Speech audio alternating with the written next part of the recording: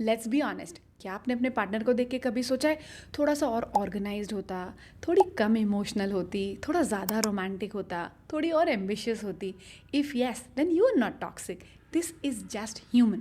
But here's the trap कि आप अपने पार्टनर को जितना ज़्यादा बदलने की कोशिश करते हो उतना आपके बीच में रेजिस्टेंस, फाइट्स और डिस्टेंस बढ़ता चला जाता है। So in this video I am going to tell you why you fall in this trap, what it does to your relationship, and what to do instead that actually works. Stick with me till end because this video can literally save your love life. So where does this urge come from? ये usually बहुत छोटी छोटी चीज़ों से शुरू होती है। जैसे अब तुम पहले जैसे कपड़े नहीं पहनते, तुम उस टाइप की बातें नहीं करती, और तुम अपने इस फ्रेंड से बहुत बात करती हो, ये बहुत नेगेटिव है, तुम मेरी तरह जर्नलिंग क्यों नहीं करते हो। और ये ऐसी छोटी छोटी चीज़ें शुरू होती हैं। और पता है ये एक्चुअली में क्या है? ये है प्रोजेक्शन। हमारे मन के अंदर एक ideal love, ideal marriage, ideal relationship की इमेज हमने बना के रखी है, और हम उस इमेज को हमारे पार्टनर या हमारे रिलेशनशिप के ऊपर प्रोजेक्ट करने की कोशिश करते हैं। पर इस पूरी प्रोसेस में पता है क्या होता है? हम एक चीज़ को मिस करते हैं, हमारे पार्टनर की ऑथेंटिक सेल्फ, उनकी रियल सेल्फ। और आपका इंटेंशन किसी को हर्ट करना नहीं है, बट मे बी सामने वाले को क्या मैसेज जाता है पता है? कि मैं जैसी हूँ या मैं जैसा हूँ वैसा मेरे पार्टनर को पसंद नहीं है। So probably they also feel कि my self worth is not enough, probably I am not accepted as I am. और यहाँ से हमारे रिलेशनशिप के अंदर एक थोड़ा सा फ्रिक्शन स्टार्ट हो जाता है।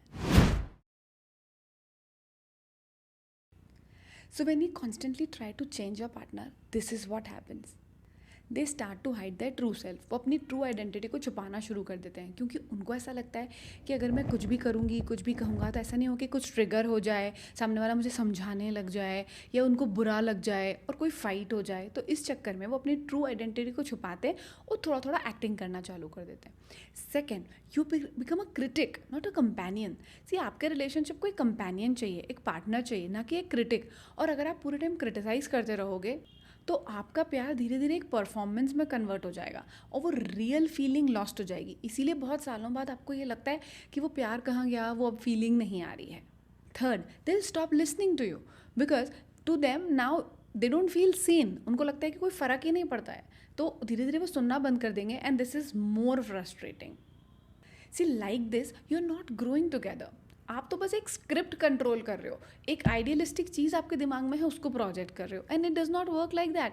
Actually nobody can ever change. हम किसी को भी बदल नहीं सकते हैं इस तरीके से, और हमें बदलना भी क्यों है? Growth has to be invited, not imposed.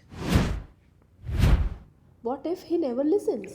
What if she never handles her emotions well? What if we are stuck because of their patterns? Okay, I get you. Great questions. So, this is what I teach to my clients. There's a difference between change and conscious influence. जब आप किसी को change करने की कोशिश करते हो ना, तो आप बहुत हार्श होते हो इस तरीके से, तुम कभी भी ऐसा ठीक नहीं करते हो, मैंने कितनी बार तुमको बोला कि ऐसे नहीं करना, तुम उसको देखो वो कैसा करता है, और इस चीज़ से तो मैं बहुत परेशान हो गया हूँ। एंड जब आप किसी को कॉन्शियस इन्फ्लुएंस करने की कोशिश करते हो, तब आप कैसे बोलते हो उसको? यार, इस चीज़ की वजह से मुझे प्रॉब्लम हो रही है, अपन इस पर काम कर सकते हैं क्या साथ में मिल के? Can we discuss about it? I feel this about it. See, your tone, your energy and your intent makes all the difference. वैसे तो हम किसी को चेंज नहीं कर सकते हैं, पर हम उसको इन्फ्लुएंस कर सकते हैं चेंज होने के लिए। और प्यार वैसे भी सामने वाले को चेंज करना नहीं है, साथ में ग्रो करना है। सो चेंज तो हम वैसे भी नेचुरली होते हैं, with time we are changing every moment. अभी आप मेरा वीडियो देखा, उसके बाद यू विल बी चेंज, कुछ और हुआ, you will be change. So what you are doing, you are growing. But हम सेपरेट डायरेक्शंस में ना ग्रो हों, एक दूसरे के लिए अंदर कुछ ग्रज होल्ड करके ना ग्रो, हम सेम डायरेक्शन में साथ में grow. This is what we want.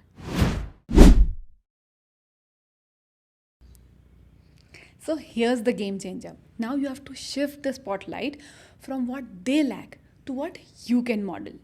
अगर आपको रिलेशनशिप के अंदर ज़्यादा ओपननेस चाहिए, so you become more open.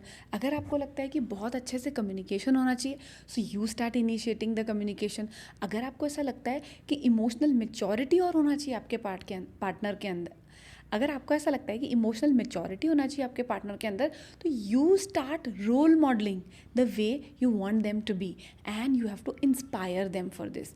कोई भी इंसान ना प्रेशर के अंदर चेंज नहीं होता है, वो तब चेंज होता है जब उसको सेफ फील होता है, एक्सेप्टेड फील होता है, लव्ड फील होता है और इंस्पायर्ड फील होता है। एंड गेस व्हाट, जब आप उनको चेंज के लिए पुश करना बंद कर देते हो, तब they start evolving.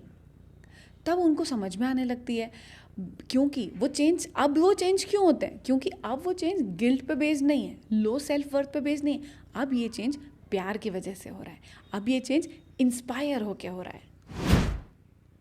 Now radical acceptance का मतलब ये नहीं होता है कि आप किसी के बैड बिहेवियर को एक्सेप्ट करो, उसको सहन करो और परेशान होना चालू कर दो। बिल्कुल भी ये नहीं होता है। रेडिकल एक्सेप्टेंस का मतलब होता है I see you fully with your flaws, with your strengths, with your weaknesses, with your fears and with your patterns, and with that level of awareness I still love you.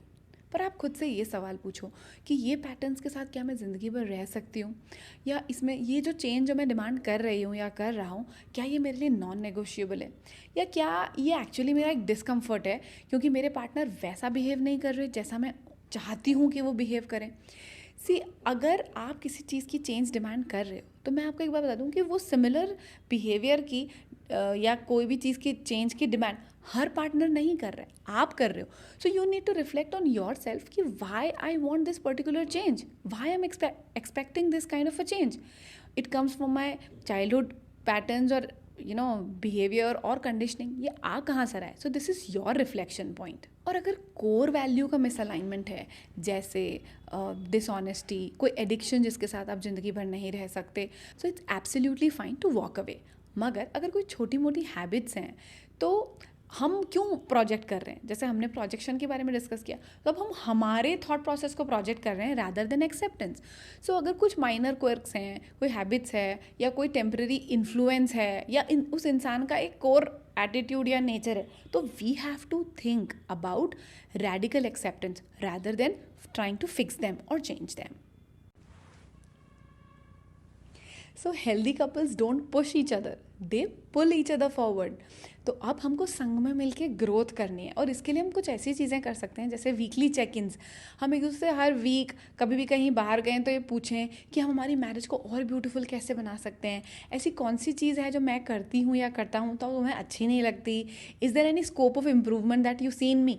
अगर हम इस तरीके के conversation को खुद ही initiate करेंगे तो हमारे पार्टनर के लिए बहुत कंफर्टेबल हो जाएगा।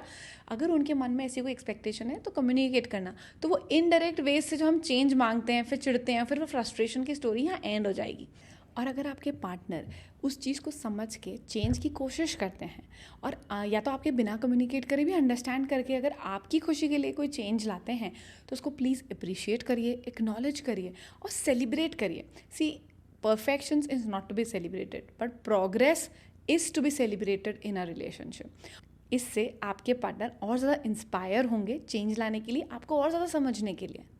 और अपने रिलेशनशिप में, मैरिज में, घर में एक सेफ स्पेस क्रिएट करिए फीडबैक की।